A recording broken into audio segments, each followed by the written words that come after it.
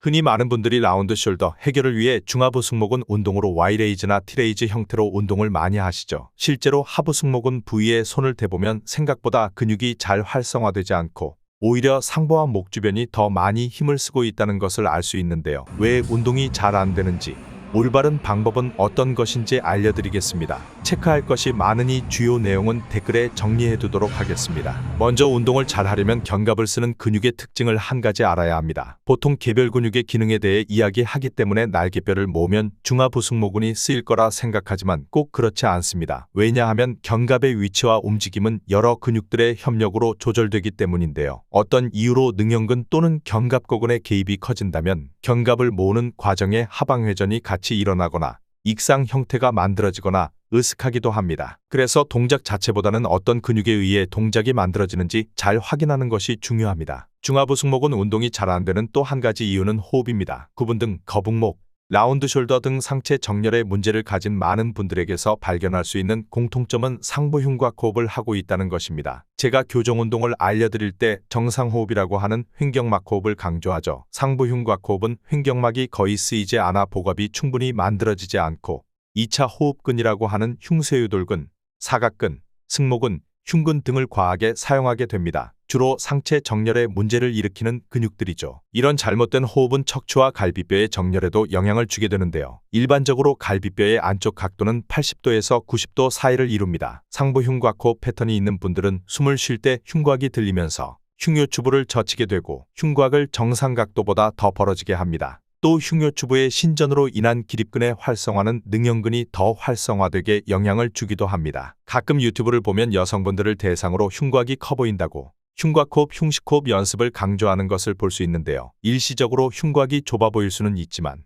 오히려 정상 호흡 패턴이 무너지면서 평상시에는 흉곽이 더 열려있는 자세를 취하게 됩니다. 악순환이 반복되는 것이죠. 이런 분들이 Y레이즈나 T레이즈를 했을 때 견갑이 모이는 동시에 허리가 젖혀지면서 갈비뼈가 벌어지는 모습을 보이기도 합니다. 당연히 올바른 운동이 될 수 없겠죠. 그 중에서 여러분의 운동을 가장 방해하는 것은 소흉근입니다. 소흉근 역시 2차 호흡근으로 과활성화되는 근육 중 하나인데요. 뻣뻣한 소흉근으로 인해 견갑에 전방경사가 생기면서 상완이 내외전된 듯한 모습을 보이거나 내전 최대 수축 지점으로 갈수록 견갑이 하방회전 또는 익상 형태를 만들게 됩니다. 대부분은 견갑을 모으는 동작 자체에 집중하기 때문에 이런 보상작용을 체크하는 분들이 거의 없습니다. 이제 대략적인 문제는 알았으니 운동을 해볼 텐데요. 설명이 아주 길고 어려울 수 있습니다만 꼭 체크해야 할 내용들입니다. 먼저 제가 이런 교정운동을 알려드릴 때 늘 강조하는 것이 있죠. 척추와 골반 정렬을 유지하고 느린 템포로 동작을 진행하고 횡격막 호흡을 하는 것이 가장 중요합니다. 그리고 오늘 운동에서 좀 더 신경 써야 할 것은 소흉근을 늘려주는 것입니다. 그러기 위해서는 견갑의 상방회전과 후방경사가 필요합니다. 운동 자세는 월슬라이드와 거의 유사합니다. 팔꿈치를 90도 접어서 어깨 위치까지 올려주고 대략 45도 정도 벌려주세요. 이때 팔꿈치를 올리는 과정에 견갑을 충분히 후방경사시켜주는 것이 중요합니다. 이대로 벽에서 한 발 정도 떨어진 곳에 서서 전환으로 벽을 가볍게 지지해줍니다. 체중을 벽에 너무 과하게 실어버릴 경우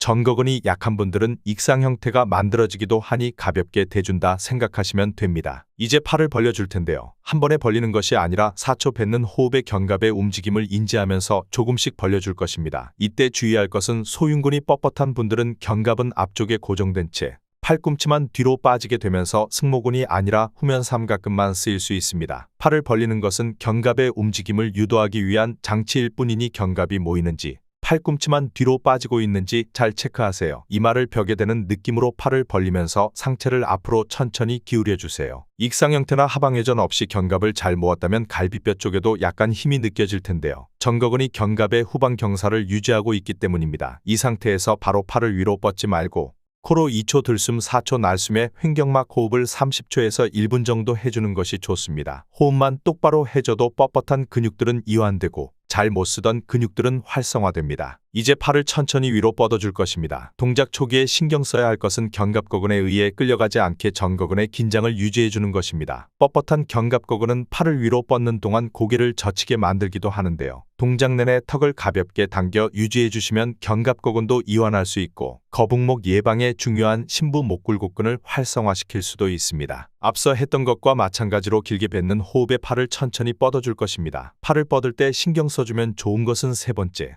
네 번째, 다섯 번째, 손가락을 강하게 쥐어주면서 어깨의 외회전을 유지하는 것입니다. 지난주에 업로드된 외회전 영상에서 언급했듯 뻣뻣한 능형근은 외회전을 방해하기도 하는데요. 반대로 외회전을 강하게 유지해주면 뻣뻣한 능형근에 대항하면서 견갑의 상방회전을 잘 유지할 수 있게 해줍니다. 팔이 대략 120도에서 140도 구간에 다다르면 허리가 젖혀지거나 갈비뼈가 열리고 호흡도 가빠지게 됩니다. 지금 당장 최대 가동 범위를 만들려고 욕심내지 말고 자세와 호흡을 안정적으로 유지할 수 있는 구간에서 횡격막 호흡을 유지해 주세요. 호흡이 유지되지 않으면 운동을 멈추고 그냥 쉬어주는 것이 좋습니다. 억지로 팔을 뻗게 되면 뻣뻣한 소흉근이 갈비뼈를 벌어지게 만들고 흉요추부를 신전시킵니다. 틀어진 자세로 인해 호흡 패턴이 바뀌고 바뀐 호흡은 자세를 무너뜨리는 악순환에 빠지게 만들기 때문입니다. Y레이즈를 하는 거의 대부분이 여기서 자세가 다 틀어집니다. 언뜻 보면 자세가 잘 나온 것 같지만 뻣뻣한 소흉근으로 인한 보상작용으로 만들어낸 경우가 많습니다. 어느 정도 연습을 통해 대략 150도 정도 가동 범위가 나온다면 길게 뱉는 호흡과 함께 견갑을 후방경사시킨다는 느낌으로 벽에서 팔을 떼주시면 됩니다. 팔은 위로 잘 뻗었는데 벽에서 잘 안 떨어지거나 상부에 힘이 많이 들어온다면 대흉근의 폼롤링을 2분 정도 해보세요. 뻣뻣한 대흉근은 대략 150도 범위에서 팔의 동작을 방해하기 때문입니다. 또 뻣뻣한 광배근은 골반을 틀어지게 하니 팔을 뻗을 때 하복부와 엉덩이에 힘을 주고 골반이 틀어지는 것을 막아줘야 합니다. 스쿼트 할 때 쓰는 외회전 큐잉을 써주면 골반 고정에 도움이 됩니다. 동작이 잘 된다면 목 주변보다 견갑이 모이는 중앙에 힘이 느껴지고 벽에서 팔을 떼는 시간을 점점 늘려가시면 됩니다. 웨이트를 하시는 분들은 한 가지 주의할 점이 있는데요. 운동 자세까지 바로 잡으려면 냅다 고중량 쳐버리지 마시고